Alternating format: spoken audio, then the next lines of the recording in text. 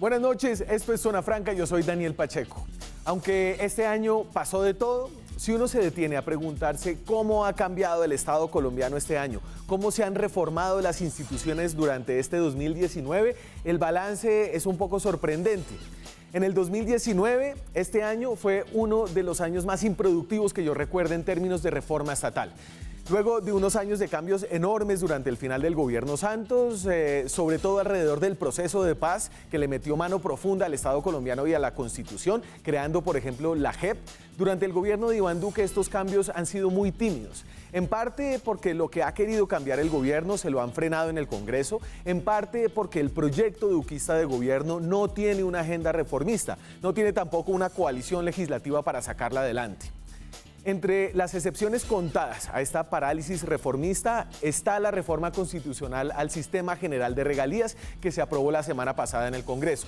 Y aunque es difícil pensar en un tema más denso y más aburrido, la verdad es que detrás de esta negociación de cómo se reparte la riqueza que sale del subsuelo colombiano, la riqueza que produce el petróleo, el carbón, el gas y los minerales, hay unas tensiones fascinantes. Antes de mencionar un par de esas tensiones, hay que reconocerle una cosa importante a la discusión sobre las regalías. Es la discusión que nos dio la tergiversada y abusada expresión de la mermelada, cortesía obligada acá a Juan Carlos Echeverry, el exministro de Hacienda. Lo más importante iba a ser repartir la mermelada en toda la tostada. La mermelada estaba en Casanare, Arauca, Meta, Cesar, Santander, Huila, Tolima y Guajira. Ahí está la mermelada en 7 u 8 departamentos donde está el 15% de la población. Al repartir la mermelada en todo el país era repartirnos regalías a todos los colombianos. Pero además de la mermelada, la manera en cómo se cambió la forma de repartir las regalías en el 2011 durante el gobierno Santos, que le quitó recursos a las regiones productoras, está relacionada también con la multiplicación de las consultas para frenar proyectos mineros y petroleros que se vivió en años pasados. Aunque la Corte Constitucional le puso un freno al efecto vinculante de estas consultas, el fenómeno ha generado una tensión enorme entre la necesidad de conseguir rentas de los recursos naturales y la voluntad de las comunidades donde estos recursos se explotan. Por otro lado, detrás de la discusión sobre las regalías está el tema de la descentralización. Colombia sigue siendo un país muy centralista. Los municipios y las gobernaciones tienen pocos recursos. Las regalías generan plata para que esas regiones tengan más autonomía y la discusión sobre las regalías ha ido intentando mejorar su inversión, cambiar las piscinas de olas que se hacían antes y otros elefantes blancos por obras y proyectos con una visión regional. Entonces, hoy, en medio del ambiente de protesta y ansias de cambios con el que termina este año, le echamos una revisada a una de las reformas que, de hecho, en realidad, podría afectar más concretamente el futuro de este país. Aquí arranca Zona Franca.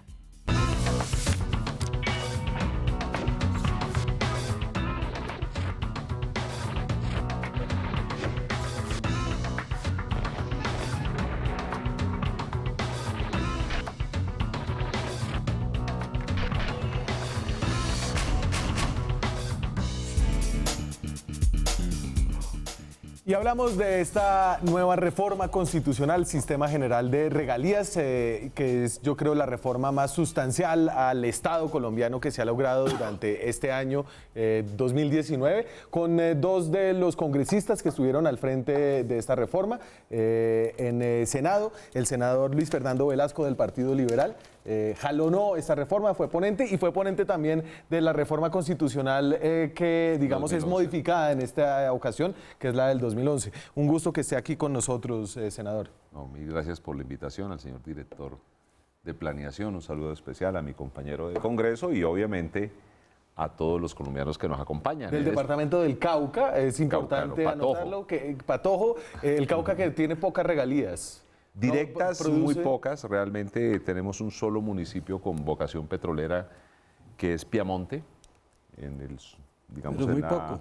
Muy poco, realmente. Sí, muy poco. Tiene unos no se considera como productor como tal. Sí. Es que el representante viene del departamento de... Pero eso sí, le mandamos el 70% del agua potable al país, ¿no? Eso es bueno decirlo, ahí está el macizo colombiano. Jaime Rodríguez, representante de Cambio Radical, representante del departamento del Meta. No se dejen engañar por el paño de cuadros que lleva en pecho y cabeza.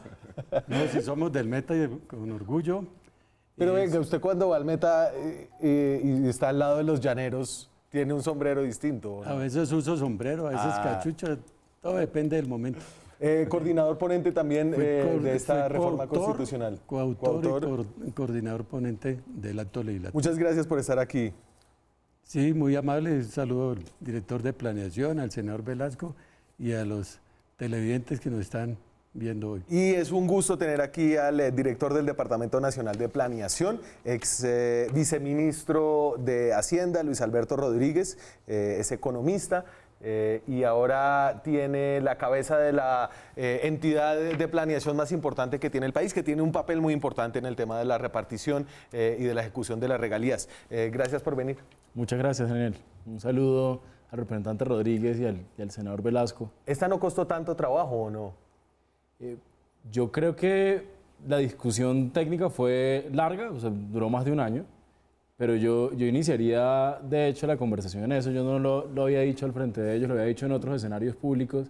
Y es a mí esta reforma puntualmente, yo que estuve en la ley de financiamiento el año pasado, que he estado participando en la de crecimiento y empleo este año y en 2 presupuestos. Sí.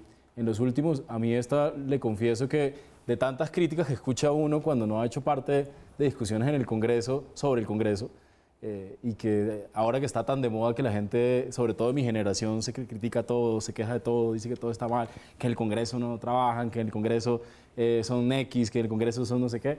A mí me dio un profundo orgullo ver el Congreso de la República discutiéndolo. Por ejemplo, el senador Velasco, que era ponente de una ley, de un acto legislativo que decía algo diferente a esto. Por ejemplo, a mí me sorprendió positivamente autocrítica diciendo, mire, nosotros hicimos esto en el 2011, pero de repente no era de esa manera y tocaba hacerle unos pequeños ajustes, sí, mejoró. Y eso yo creo que, no sé si eso se considera que fue fácil, porque de todas maneras fue una discusión de casi 15 meses. Pero salió por unanimidad, digamos, usted me decía, en el Senado. En el Senado. No, de verdad que fue un debate muy interesante, o sea, la gente aportó y hicimos algo que hay que hacer, hablamos y obviamente teníamos posiciones diversas, pero aprendimos a acercarnos en las posiciones y a reconocer.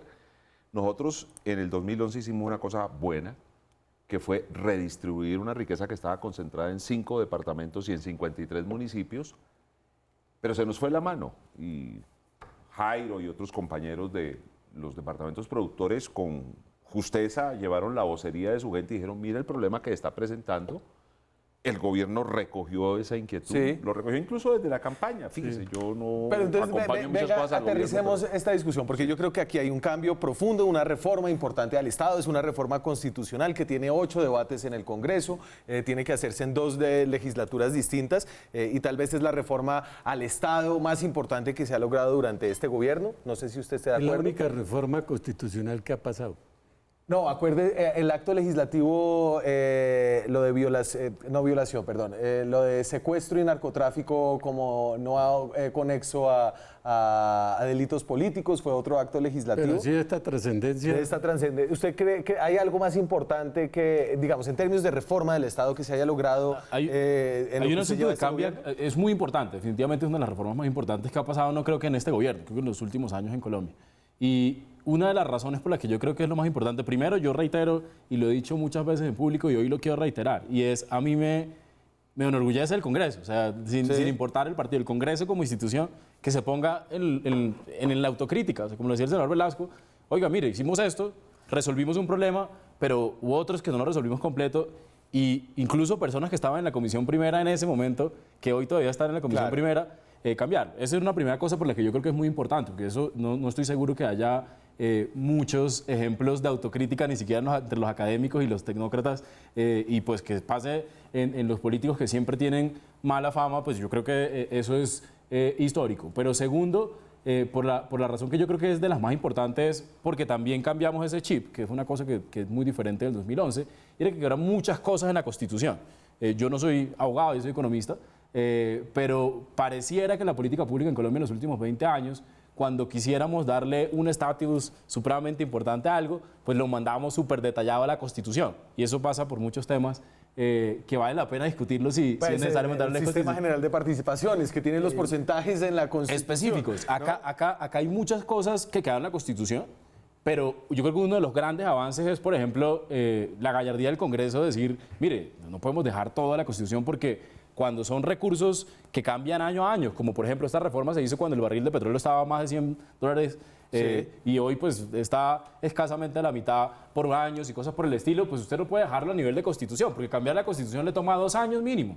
Entonces, si le toma 2 años, 2 legislaturas cambiar la Constitución, y usted hace una cosa que la mete a la Constitución y es algo volátil, pues claro. en esta ocasión se discutió mucho. Yo me acuerdo que el Congreso era muy exigente en eso, en la conversación con el gobierno, y era, oiga, ¿usted qué está pensando para luego de esto? ¿Qué está pensando en la reglamentación y ese tipo de cosas? Y eso es lo que viene ahora. Y yo creo que eso es también muy importante en esta reforma, no solo por el contenido de la reforma misma, sino por, digamos, la visión de futuro de país tenemos que seguramente ajustar. Luis Alberto, déjeme aterrizar a ver, y para la gente que no entiende todavía de qué estamos hablando. Sí, entonces, los estados tienen varios bolsillos, ¿cierto? Hay distintas fuentes de plata. Está, por ejemplo, y aquí tengo los 2 grandes presupuestos que entiendo ahí en el Estado, obviamente están los presupuestos regionales, pero está el presupuesto general de la Nación, que es a donde llegan todos los impuestos que recoge el gobierno, ¿cierto? En el último presupuesto es un presupuesto de 272 billones de pesos,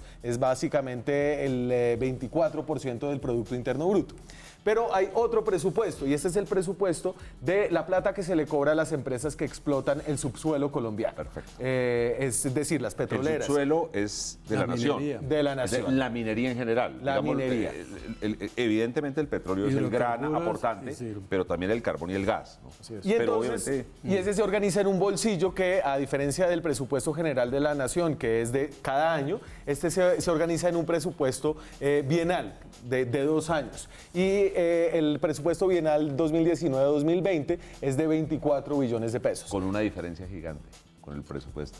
Todos esos 24 billones van para inversión. Exactamente.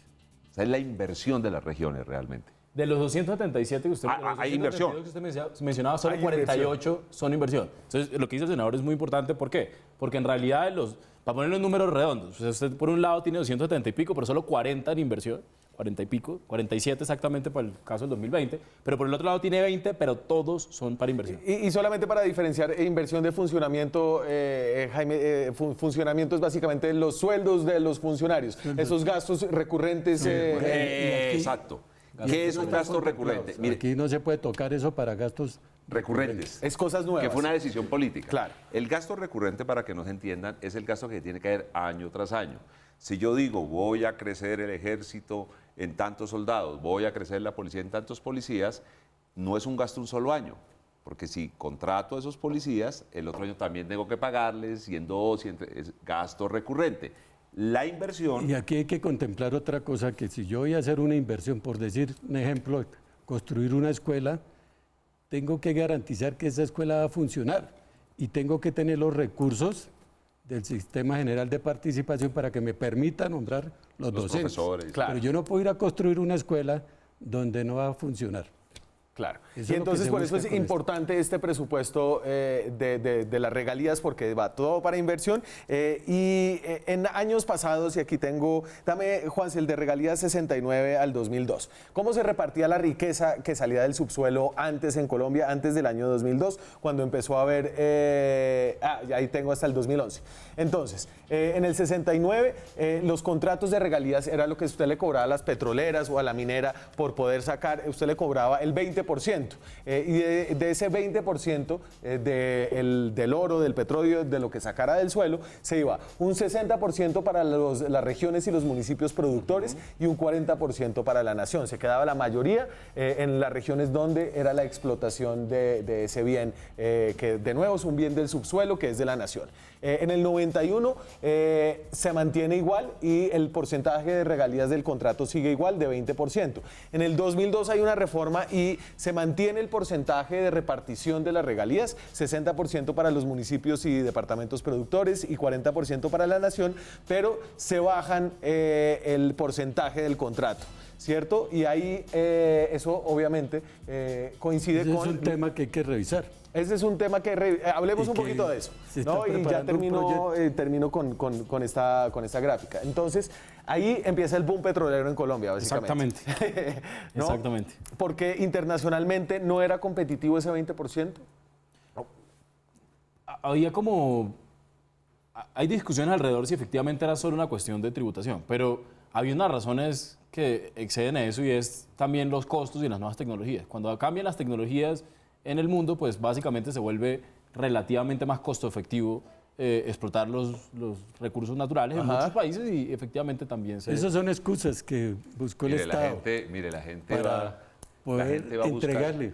el lo negocio del particular. petróleo es un negocio tan interesante que las empresas van donde hay petróleo y se meten en medio de una guerra. Sí, y esas son en excusas, eso fueron excusas. En Afganistán, en plena guerra entre las guerrillas afganas y los rusos, hicieron un gasoducto y sacaban petróleo. Pero y ese todo eso. porcentaje del contrato estaba en discusión cuando se habla de una reforma al sistema general de regalías. No. Eso es otro tema que hay que tratar y que no lo confundimos ni lo enredamos para poder sacar el de la regalía y la distribución de los recursos que hoy, del 7%. Del 7%. Que para mí es una... Para usted es muy bajito. Total. Toda la plata la llevan las Pues el, compañías. 97, el 93%. 93%.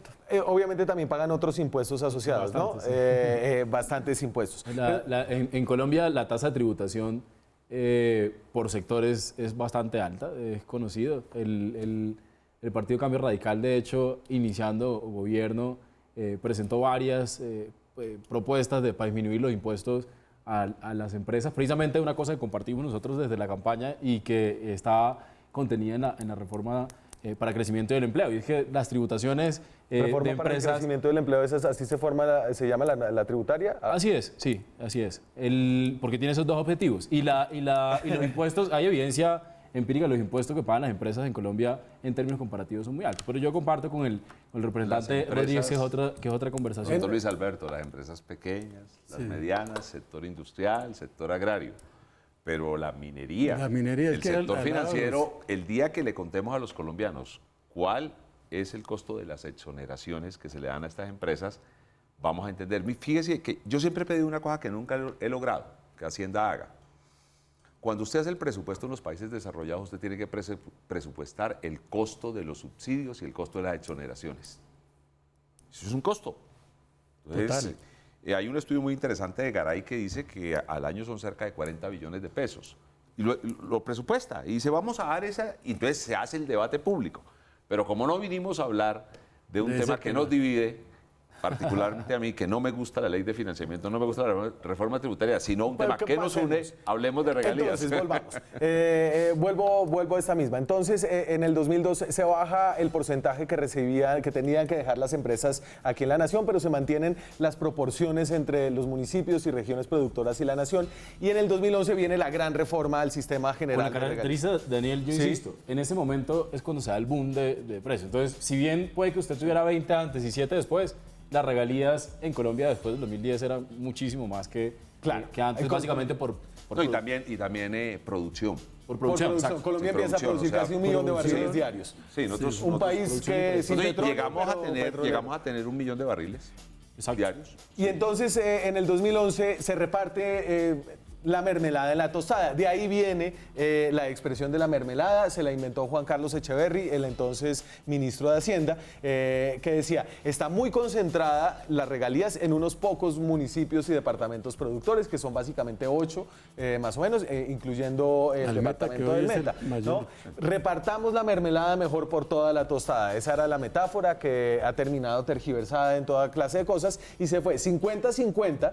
En el 50 para los productores era 20% directo para los municipios y departamentos productores y un 80% para unos fondos regionales que se crearon. Pero gradualmente. Eso era residual.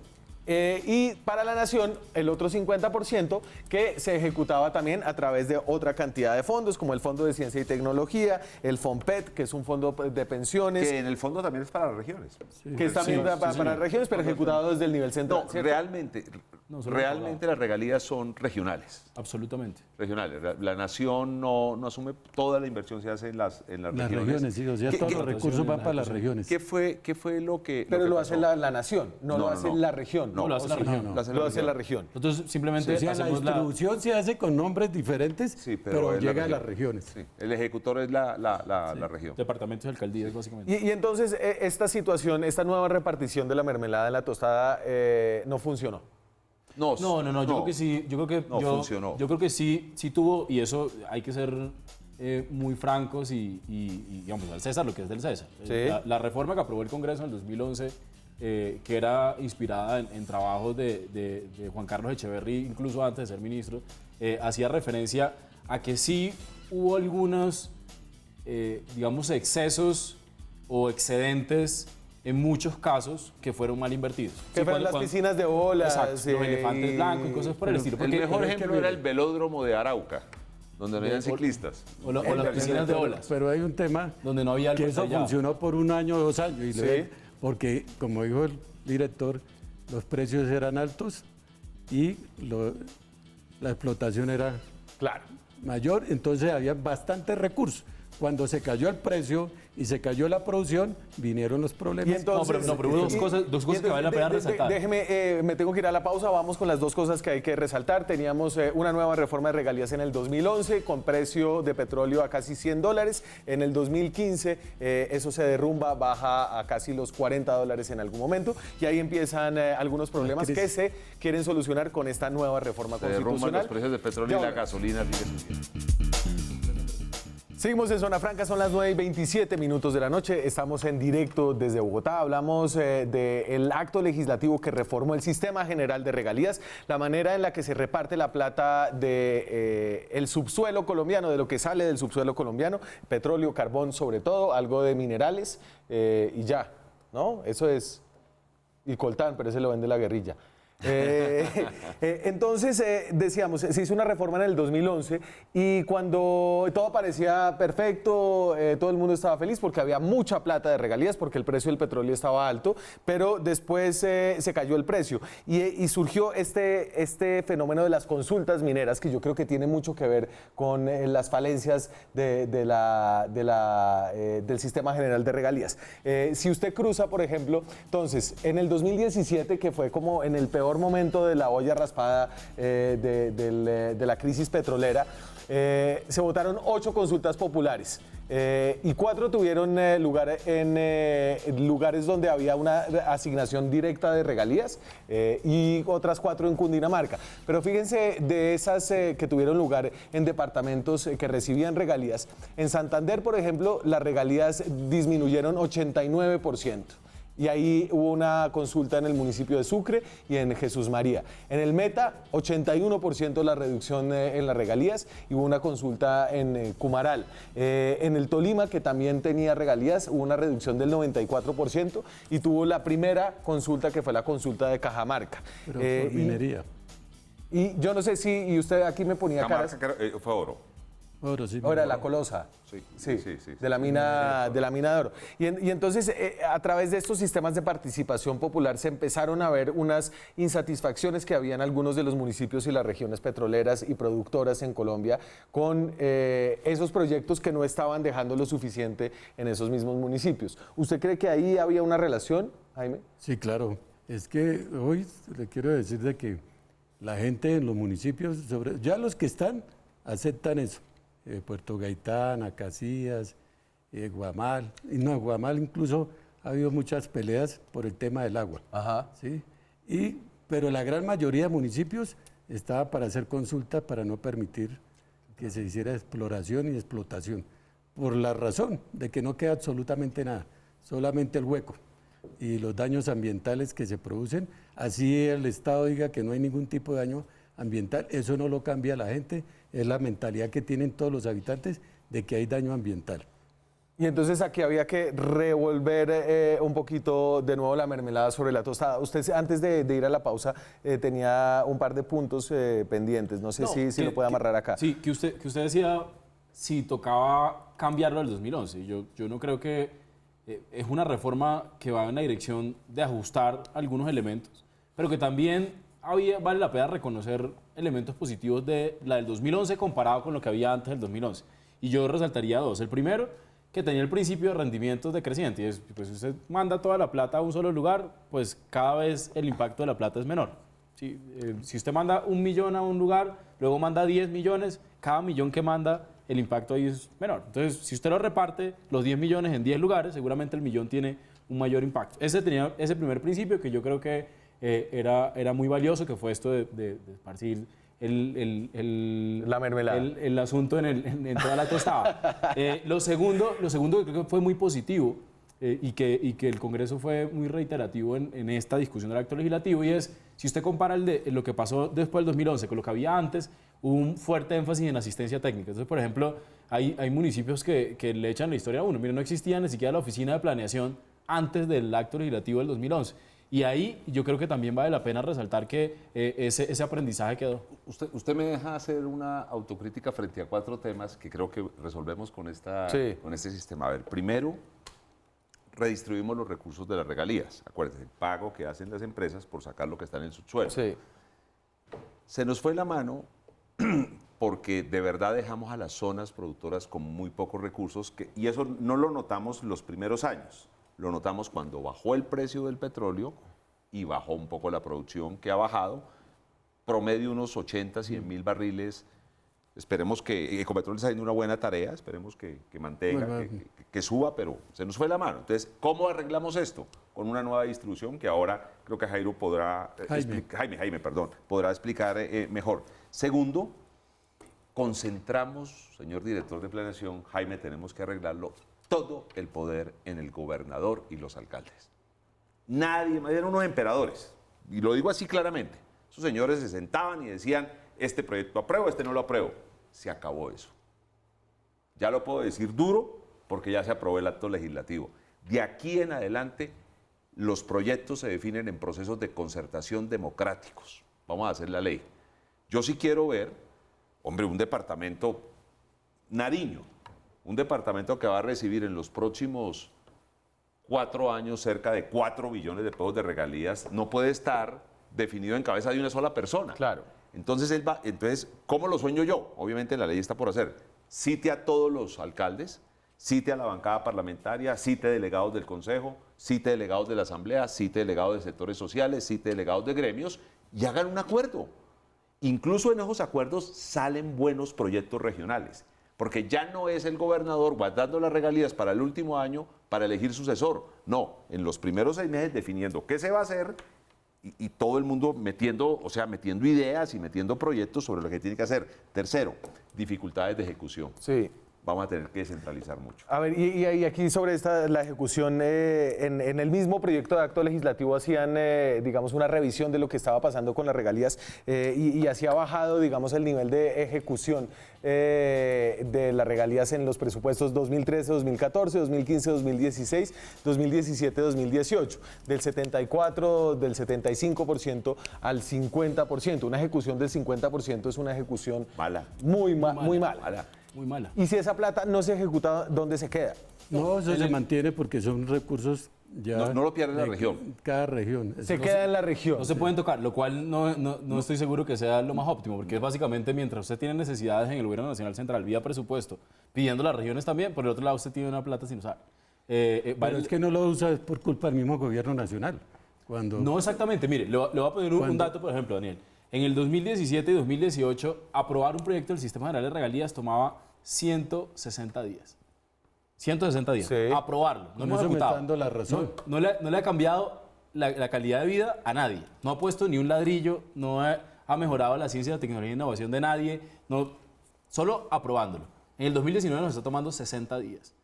La tercera parte. Y aún así, la ejecución sigue siendo muy similar. ¿Por qué? Porque lo que decía el senador Velasco, la ejecución no depende del gobierno nacional. Nosotros podemos incluso aprender, acelerar, como yo creo que el Estado colombiano ha venido haciéndolo, disminuyendo, por ejemplo, el número de días de aprobación casi un tercio, pero usted luego que el alcalde, el gobernador tiene la plata, él es el que se encarga de ejecutar. Director, déjeme contar esta anécdota. Los congresistas hacemos gestión y acompañamos a las comunidades. El alcalde de López de Micay necesitaba mejorar unos esteros. Allá no hay carreteras.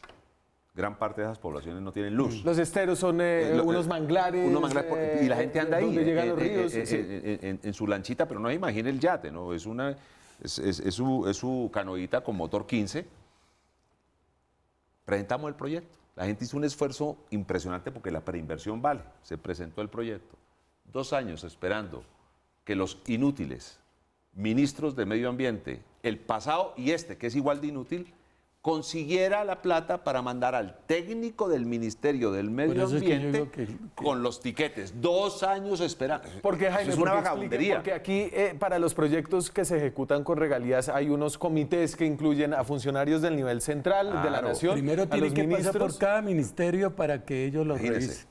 y incluyen Eso a es una los locura. alcaldes y gobernadores. Y entonces se tienen que poner de acuerdo que... Y eso lo habían puesto a nivel constitucional, No, ¿no? O sea, ese arreglo sí, era a la sí. Constitución, Sí, por el sí. cuento que cuando es Constitución es importante y todo Claro. esto. Y entonces eso generaba fricciones, aprendizajes mutuos, Claro, porque un como ejercicio la extraño de... administración pública le decían, le falta este plano. Y venían con el plano al mes y le decían, le falta este otro plano.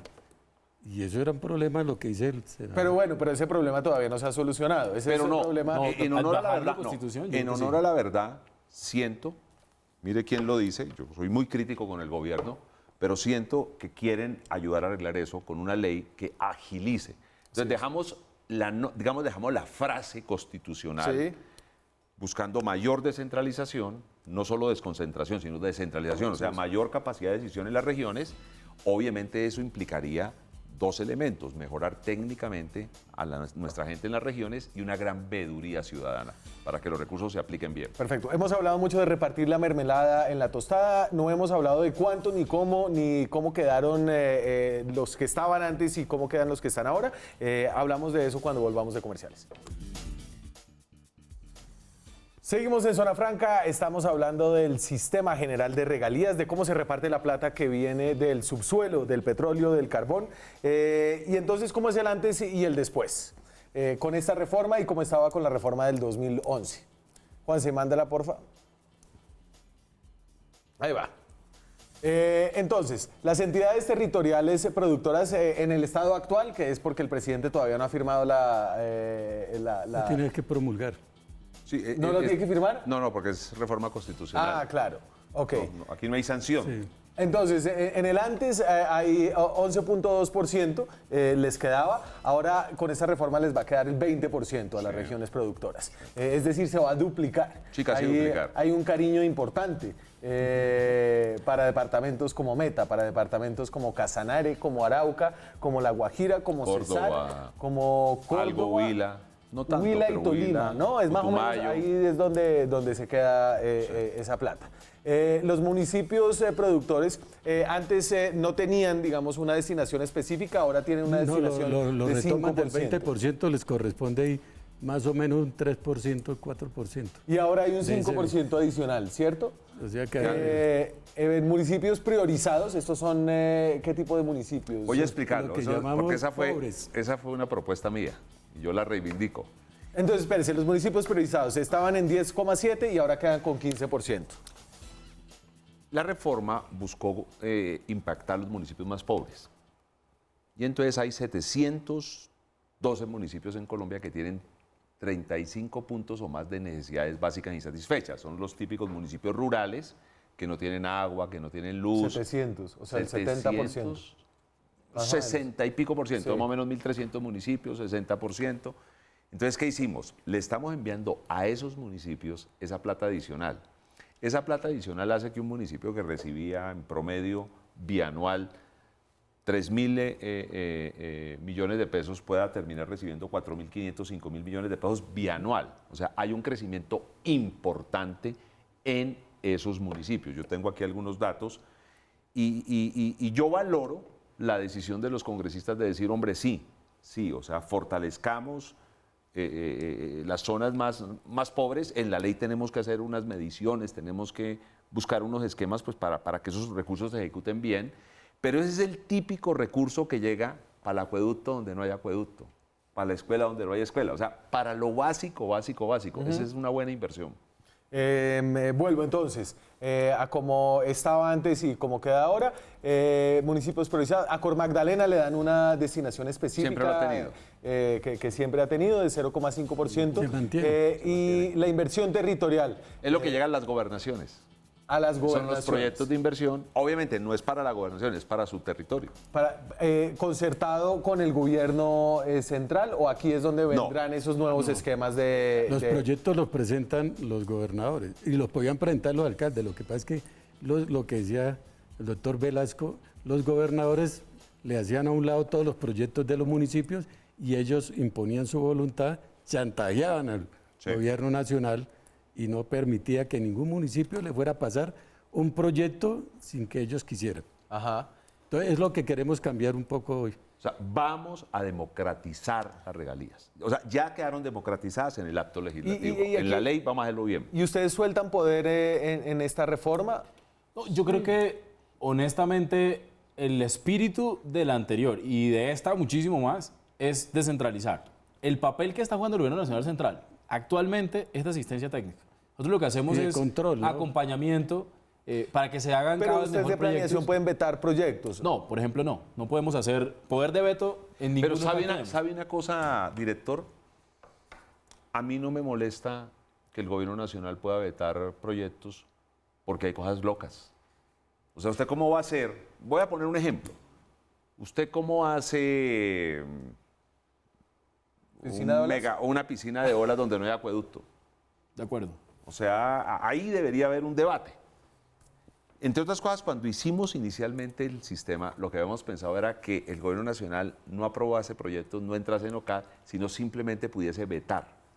O sea, recibía todo, Sí. miraba y decía, mire, está bien, háganlo, preinversión, todo, háganlo, pero no me hagan piscina de olas donde no hay Ok. acueducto. Y entonces, y eso que veíamos era lo que se va a las regiones productoras y que digamos que entra directamente a ese gasto regional. Hay otro tipo de gasto la siguiente, por favor. Ahí faltan cosas importantes. Exacto.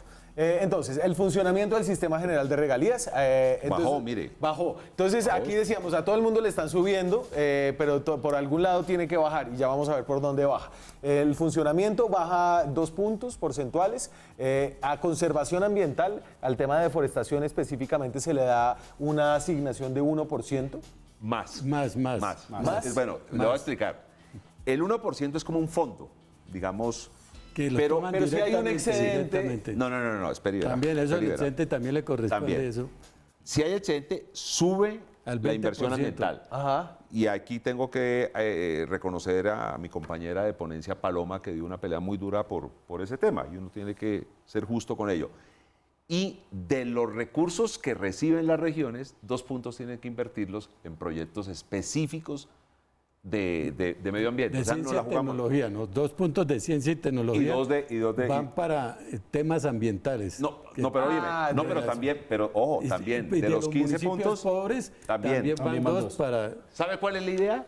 Que es muy sencillo. Mire, los municipios pobres tienen el problema de que donde nace el agua del acueducto veredal corregimental, no tienen con qué comprar esa finca y tienen que Sí. preservarla.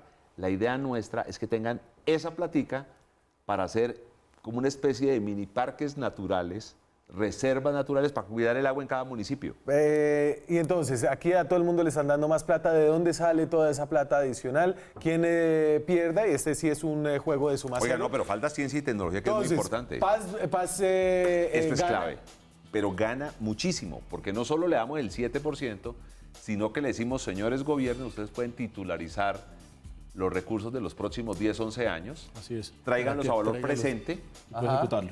y ejecútenlo de una vez. 170 municipios en donde se Sí. vivió la guerra van a tener, en mis cálculos, más de 15 billones de pesos para inversión. Ciencia y tecnología sigue con una asignación importante. Esta plata Sube. Sube 0.5. 0.5%, pero entonces aquí viene el golpe y a casi todo el mundo se le subió. Había una cosa que se llamaba el Fondo de Estabilización, ¿cierto? Que era donde se ahorraba una plata para los momentos difíciles cuando bajaban los precios, y esto pasa de tener el 22,5% a 4,5%. De ahí salen, digamos, todos los excedentes, y aquí le doy las gracias, Jaime, por estas cifras que usted nos ayudó. ¿No? ¿Y qué pasa con el ahorro? ¿Esa no es una preocupación, digamos?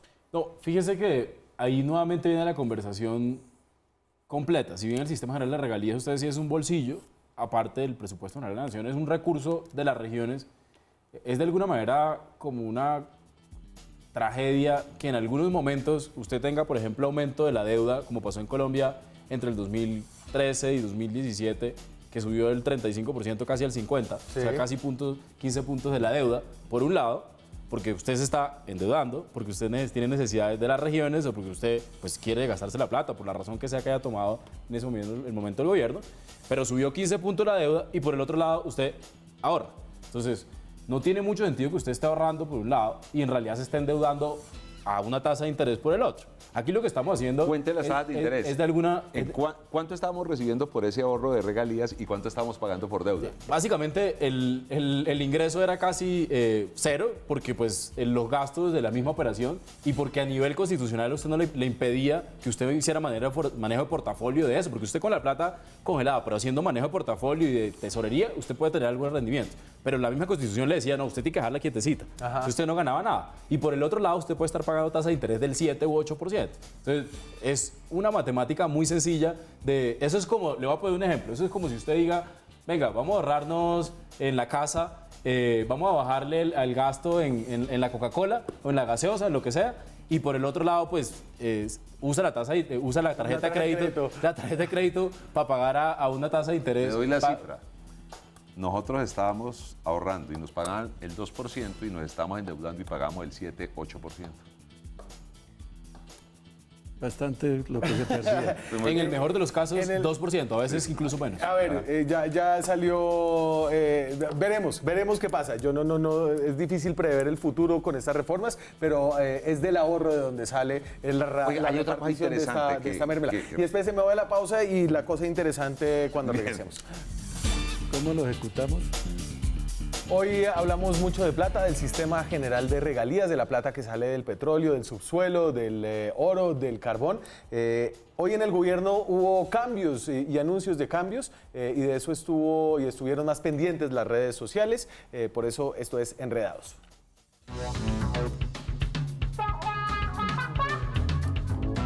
Nos enredamos con la noticia del día en redes sociales. Hassan Nazar, que es el nuevo consejero de comunicaciones del presidente Iván Duque, muchos se han encargado de escarbar en su Twitter y encontraron algunos tweets del pasado que podrían ser opiniones del nombramiento de Hassan Nazar en el presente.